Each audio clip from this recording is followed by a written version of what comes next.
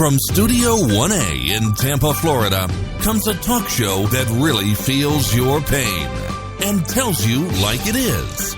We love America and all that freedom-loving Americans want to protect. Live from coast to coast and on your radio, it's For the People with Keith Allen. We'll help you survive. It's Keith Allen on a Friday. It's a rebroadcast. We've raised $230, so we have $579 to go to help Chuck Harder, the founder of this broadcast, help out today, do something great. Well, hello, ladies and gentlemen. I am Keith Allen, Mr. and Mrs. America. Are you out there listening? It's Wednesday, August the 2nd, 2017, and it is going to be a great day today because we are doing something that I think is going to make a difference. It isn't that what we want to do with our lives is make a difference when we get up in the morning. That's just me.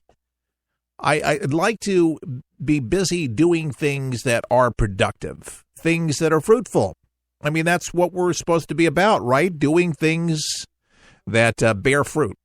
And that's one of the reasons why we are doing something for the founder of this broadcast who is in a nursing home, has been there for a little over a year, bedridden in Gainesville, Florida. This is just beyond belief for so many people when I'm about to say what I've said before, but I have to kind of slow down, set this piece up. But imagine being a national talk show host, okay, just think about this for a second, with the prominence of being one of the most listened to people on the planet, literally, for talk radio. Chuck Harder, according to Talkers Magazine, was amongst the top 10 talk show hosts in America, next to Rush Limbaugh. I'm so serious. How does he end up in a nursing home? How does he end up staring at the ceiling? You think that he would have the best care attendance, that he would be able to die with dignity in his home? How is it that he's broke? How does that happen? Well, I'll tell you how it happened. It's a long story. Chuck dedicated his life to the consumer, for the people originally, before he got into politics, was a consumer advocacy type program, and it was featured, Chuck Harder's For the People, on 970 WFLA in Tampa Bay. It's still a big station owned by Clear Channel. And when Chuck did the show, Chuck would whistleblow. He would be looking out for Mr. and Mrs. America, as he would say, and I pass it down, and that's who we talk to every day. But there was a auto dealership that was ripping people off in Tampa, Florida, and Chuck told on them on the air on his show. Well, as you can imagine, that did not go over too well with staff and management of the radio station. And the reason being is the station was good friends with them because they spent advertising dollars on the station. But Chuck had information that showed that the dealership was robbing people blind. They fired Chuck.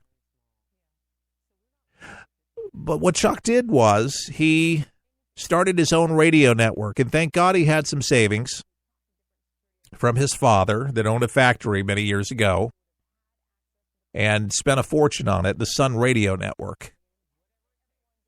And unfortunately, that kind of imploded because there was a guy who was trying to take advantage of Chuck. Chuck was very trusting. You might know people like that. And Chuck went his way and ended up in a little town called White Springs, Florida, before he left his garage in Tampa, Florida, because that's where he really launched the network, in a garage, but moved from a garage to the Telford. And at the Telford Hotel, he started a 24-hour all-talk network called the People's Radio Network, PNI, People's Network, Inc. was the name of the company, but Chuck was on with the People's Network, I'd like to say, like at least 7-8 years. but grew into an amazing network that had conservative programs on way before Glenn Beck, way before these Dave Ramsey, and before any of these names.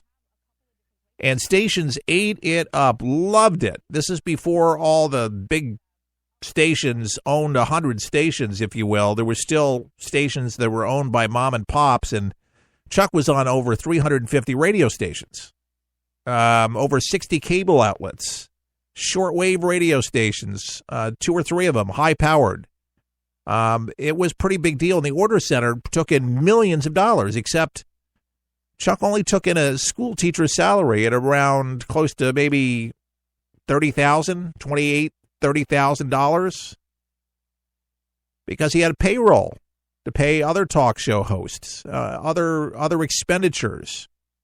Oh, they sold books and sold tapes and things like that, but satellite time was expensive, airtime expensive on shortwave, and well, anyways, but he believed in the message about accountability, about making sure that Americans got the truth. They weren't lied to, like the fake news networks that they still peddle propaganda and lie to you and give you an agenda that's the furthest thing from being a conservative thought, because they're not going that direction. They're trying to spin their ideology, their mindset, on all of us. And so he was one of the original conservative talk show hosts that launched a network, and it was the first all-news talk format, by the way, that was started in America. So anyways, how does a person go from that to ending up in a nursing home? And the answer is found on Google. You can type in Chuck Harder /silenced.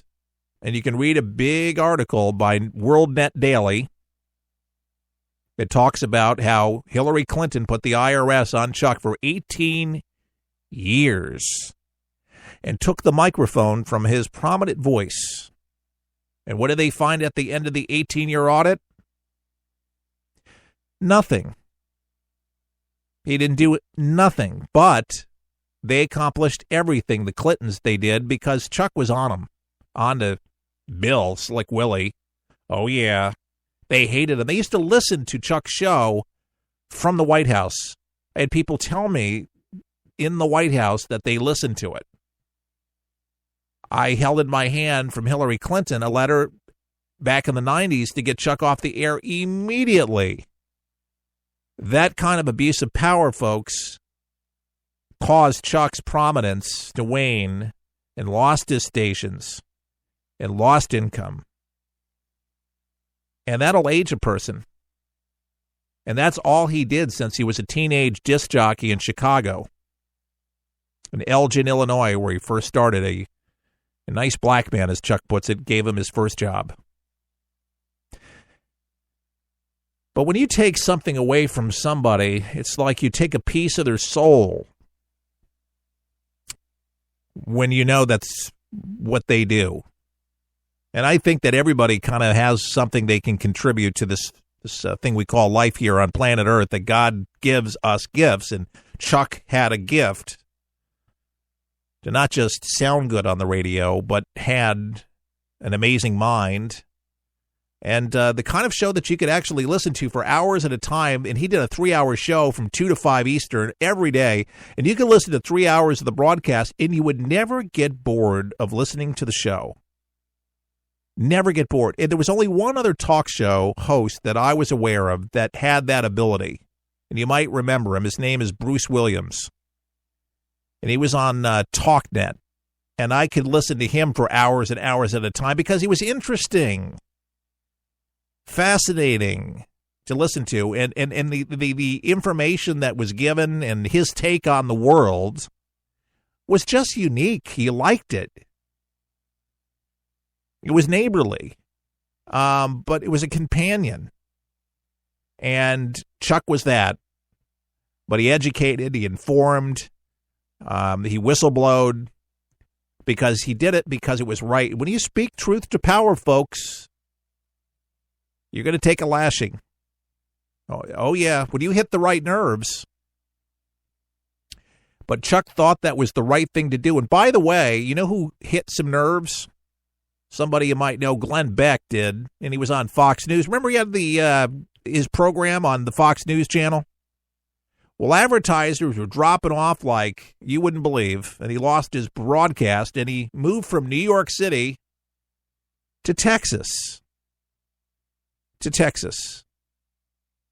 The Blaze and all that stuff is on a compound in Texas. He lives on a compound.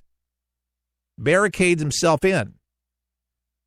Because when you call people by name, when you name the people that are doing this damage, and Chuck did call them by name by name, and connected all the dots, so you knew where it started from and where the buck stopped. But you knew all the players. And that was pretty fascinating stuff. So anyway, that's a consolidated story. I first met Chuck in New York City back in the early 80s when Chuck was on in New York. My dad put him on WMCA. He was doing a consumer show from his garage, and he was very successful in New York. He was invited to work for NBC, but Chuck didn't want to live in New York City, and they offered him a salary that was unbelievable. He turned it down, and he started his own deal because he knew that if they had control over it, they would be censoring him. Can you imagine NBC? He would be able to do what he did, and certainly did have in effect. And the reason they shut him down on the second election when Bill Clinton was to run for a second term, they took him off right there because they knew that he would have a major impact on the election, and they took him off just in time. But I saw what that did to him, and I see where he is today, and it breaks my heart because I wish I could do more for him. I have my own family, and I don't make a bunch of money with my other company. I do okay. Because it's not always about the money. It's about quality, right? Now, this broadcast, listener supported. So today, we're raising money for Chuck for an iPad that only costs $799. I'm not asking anybody to do all of it, but some. If you can do more, that's great. At forthepeopleshow.com, if you could make a donation right now, I'd really appreciate that. But that'll bring some light into his nursing home room in Gainesville, Florida. He's at Signature Nursing Home in Gainesville. And we'd like to present him this gift of an iPad Pro like today. We'd like to do it today. We'd like to be done with this today. But this is going to continue running until we raise the money. So I am not doing any more broadcasts for the People until we can actually give him one of these. No more broadcasts. That's how much I believe in Chuck and what he did for America. That I cannot in right mind do anything more unless we can help him. Listen to the song. Some people talk about forever, like it's a time that never comes. Hey, just like days we thought would last. Time goes by so fast. Tomorrow's come and gone. Our lives are treasure that we're given, and every hour is ours to spend. But every moment that we waste can never be replaced.